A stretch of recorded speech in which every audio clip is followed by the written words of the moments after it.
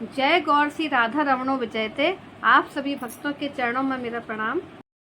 आप सभी भक्तों पर ठाकुर जी राधा रानी की कृपा बनी रहे। हमारे भारत देश की महिलाएं शराब के कारण, अपने पति की शराब के लत के कारण बहुत अधिक परेशान रहती हैं। बाबाओं, तांत्रिकों, सयानों के चक्कर लगाती हैं, उनसे प्रार्थना करती हैं कि हमारे पति की शराब छूट जाए, और कुछ दिनों के लिए उनकी शराब छूट जाती है, पर वापस गाड़ी पटरी पर वही लौट आती है और उनके पति फिर से शराब का सेवन करने लगते हैं। घर का वातावरण पूरा खराब हो जाता है और फिर से घर में कलह, परेशानियां चालू हो जाती हैं।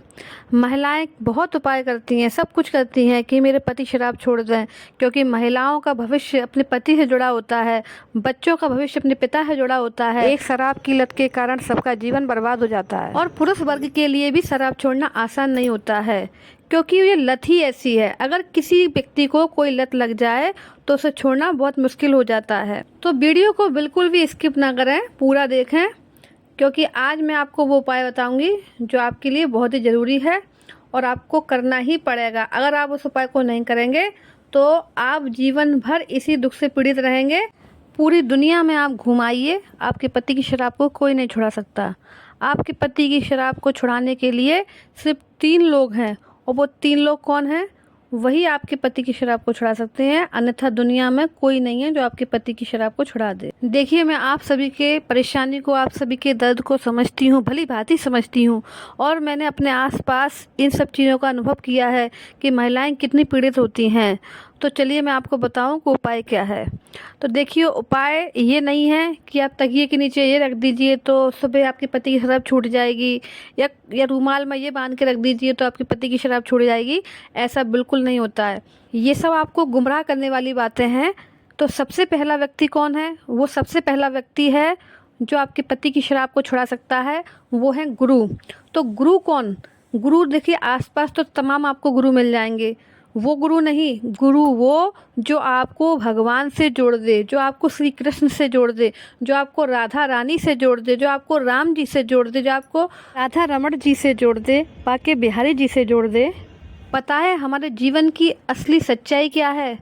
हमको जो कार्य करना चाहिए हम वही कार्य नहीं करते हैं, और हम दुनिया भर में घूमते हैं।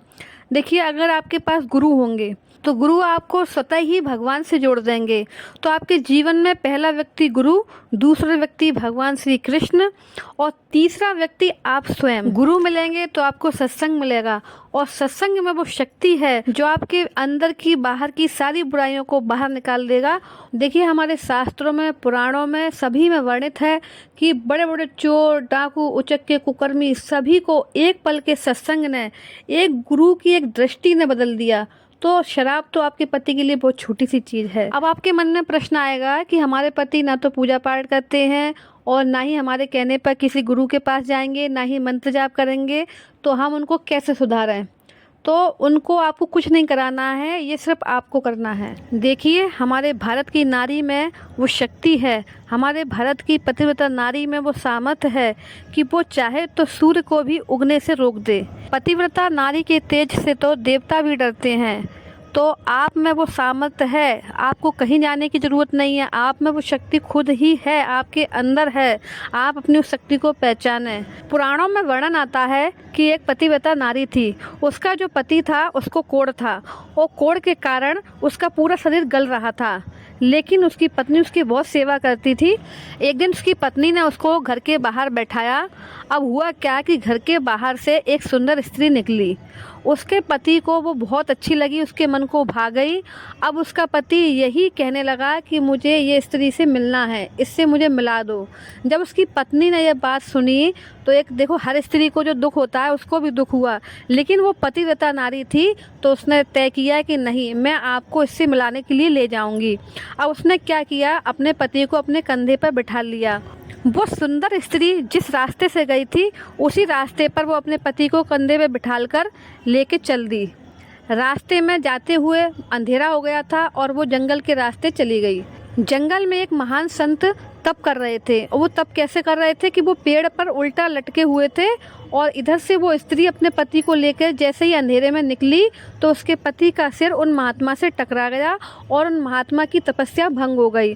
अपनी तपस्या को भंग देखकर महात्मा को क्रोध आया और उन्होंने उसके पति को श्राप दे दिया।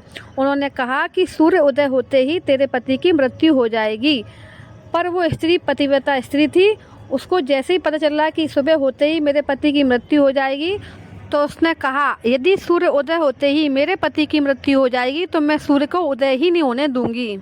तो जब सुबह हुई तो सूर्य भगवान नहीं निकले, क्योंकि एक पतिव्रता स्त्री के तेज से सभी देवी देवता डरते हैं। जब सूर्य उदय नहीं हुआ तो सभी जगह अंधकार मच गया और त्राही त्राही मच गई।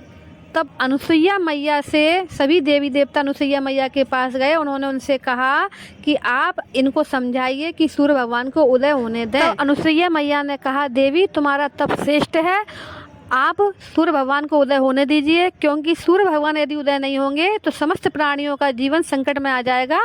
आप सूर्य भगवान को उदय होने दीजिए, यदि आपके पति की मृत्यु हो जाएगी तो मैं उनको जीवित कर दूंगी।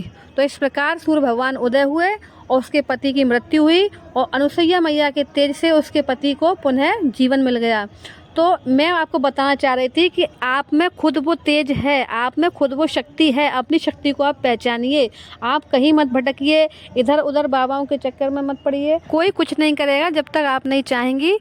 तो जब तक आपको गुरु नहीं मिलते हैं तब तक आप इस वीडियो को अपना गुरु समझिए और गुरु समझ के अब मैं आपको जो मंत्र बताऊंगी उस मंत्र का आप डेली जाप कीजिए, समय निकालिए, खूब ढेर सारा नाम जप कीजिए। उस नाम जप के प्रभाव से आपके पति शराब तो क्या उनमें जो भी बुराइयां हैं वो दूर हो जाएंगी। तो आपके पति यदि नहीं करते हैं आप कीजिए और आप प्रभु से भगवान से ये डेली प्रार्थना कीजिए कि हे प्रभु मेरे पति में सुधार लाइए, मेरे पति की जो बुराइयां छूट जाएं। आप डेली उनसे प्रार्थना कीजिए। देखिए आपके नाम जप के प्रभाव से हमारे कन्हैया, हमारी राधा रानी उनके अंदर ऐसी ऊर्जा का संचार कर देंगे कि वे इन बुराइयों को तो छोड़ेंगे ही और वे भी भगवान के भक्त हो जाएंगे। आपके घर में जो नेगेटिव एनर्जी थी वो दूर होगी और पॉजिटिव एनर्जी का वास होगा। आप मेरी बात पर बिल्कुल विश्वास कर सकते हैं, क्योंकि मैंने स्वयं इस चीज़ का अनुभव किया है। और दूसरी एक और महत्वपूर्ण बात, अपने पति को बुरे लोगों की संगति से दूर रखना, क्योंकि कहते हैं ना संगति ही इंसान को ले जाती है, संगति ही इंसान को डुबा देती है। तो कुसंगति से बचाना। आप डेली प्रभु से प्रार्थना कीजिए, एक दिन जरूर आएगा कि आपके पति भी आपके साथ मिलकर भगवान की सेवा करेंगे, पूजा करेंगे और इन सारी बुराइयों को छोड़ देंगे। और फिर आप दोनों को जब समय मिले एक योग्य गुरु को आप बनाइए, भगवान की भक्ति में लीन होइए। तो मैं आपको बताती हूँ, सबसे पहले जो मंत्र है वो है आपको बोलना है हरे कृष्ण कृष्ण कृष्ण हरे हरे, हरे राम राम राम हरे हरे। ये महाकलयुग को नाश करने वाला महामंत्र है, जिसके अंदर कलयुग का वास होता है। देखिए शराब, जुआ, ये सभी चीज़ें ऐसी हैं इनमें कलयुग का वास है। तो ये महामंत्र है और इसको जाप करने से आपकी सारी घर की परेशानियां, नेगेटिव एनर्जी दूर हो जाएगी। दूसरा, यदि आपको माला जाप करना नहीं आता है तो यूट्यूब पर बहुत सारे वीडियो हैं जो आपको जाप करना सिखाएंगे कि जाप कैसे किया जाता है। और आप डेली इस मंत्र का जाप कीजिए। और आपको ये मंत्र भी बोलना नहीं आता है तो आप सिर्फ राधा राधा राधा राधा इस मंत्र का जाप कीजिए। हमारी किशोरी जी बहुत दयालु हैं, वो आप पर अवश्य कृपा करेंगी और आपके घर की सारी परेशानियां दूर हो जाएंगी। ये मेरा स्वयं का अनुभव है, आप भी करके देखिए, आपको ज़रूर लाभ होगा। तो इसी के साथ आप सभी के चरणों में मेरा प्रणाम। राधे राधे।